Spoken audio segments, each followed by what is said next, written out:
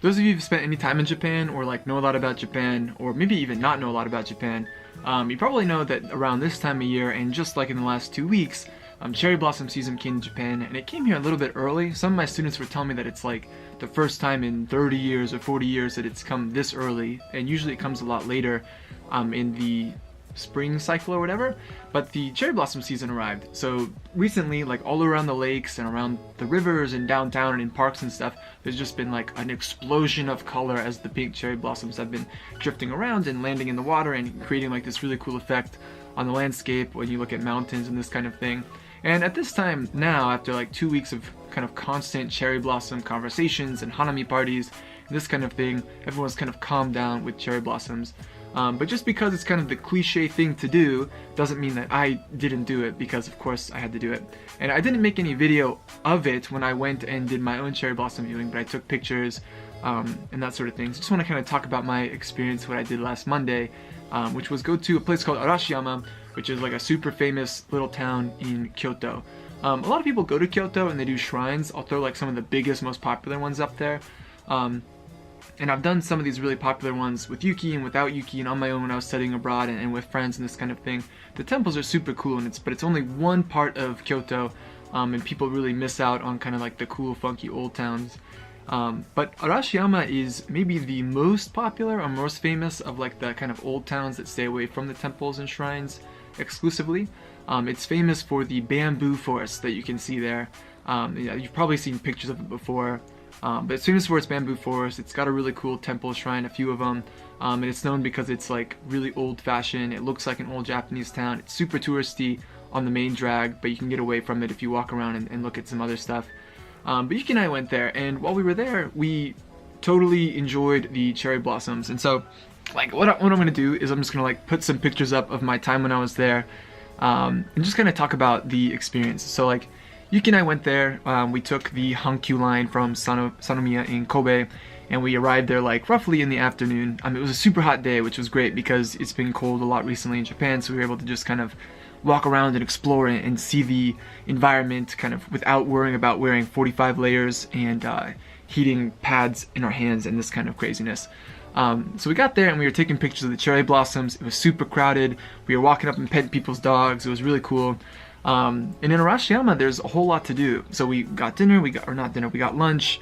We walked around in the bamboo forest. We went to this cool temple where we walked around this big garden and saw this little pond with these neat little frog statues in the water that people were throwing money at for good luck.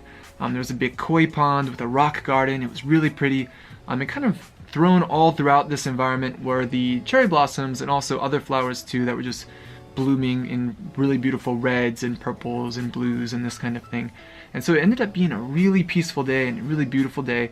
And if you've never heard of Arashiyama, or you live in Japan, or you're coming to Kyoto and you don't know about it, I highly recommend you do it, especially if you have an extra day and you don't want to just do the downtown temple viewing of places like Kiyomizu Dera, Kinkakuji, Fushimi-inari, or whatever. Those are all really great, and I super recommend those. And I'll put some pictures of those up as well. I was talking about them, so you can see what I'm talking about, referencing them. But if you've never been to Arashiyama, or you've never heard of it, I really recommend you do it because it's got lots of traditional stuff. It's got the bamboo forest, which you don't really see too many other touristy places in Japan. And it's got this like old town vibe that you don't see a lot of, even though it can be particularly crowded kind of any day of the week, particularly cherry blossom season, or during the fall when the leaves are changing color. But anyway, I digress. The coolest part of the whole experience wasn't the cherry blossoms though, but what we did in the evening. Yuki and I ended up going to kind of the downtown Kyoto area where all the temples and shrines are.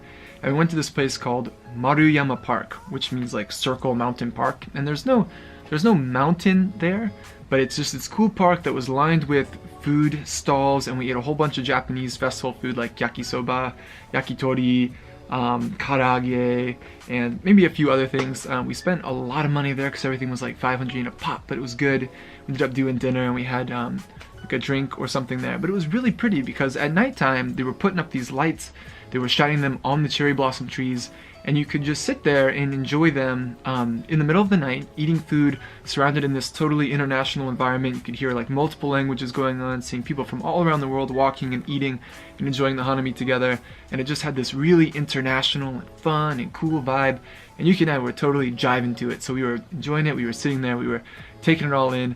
Ended up just being this really kind of beautiful day, and I guess what I want to stress to you guys, those of you who are coming to Japan, those of you who live in Japan, those of you who were here but didn't have any time to see the cherry blossoms, or those of you who are coming and you're like, wow, I really want to see them. My biggest regret last year was not going out and seeing them. When I lived in Gunma-ken, when I was on the JET program, I didn't do anything for them. I had one in my backyard, or kind of in my front yard, I guess, that I could see from my window, and I walked by every morning, but I didn't go anywhere specifically to see them.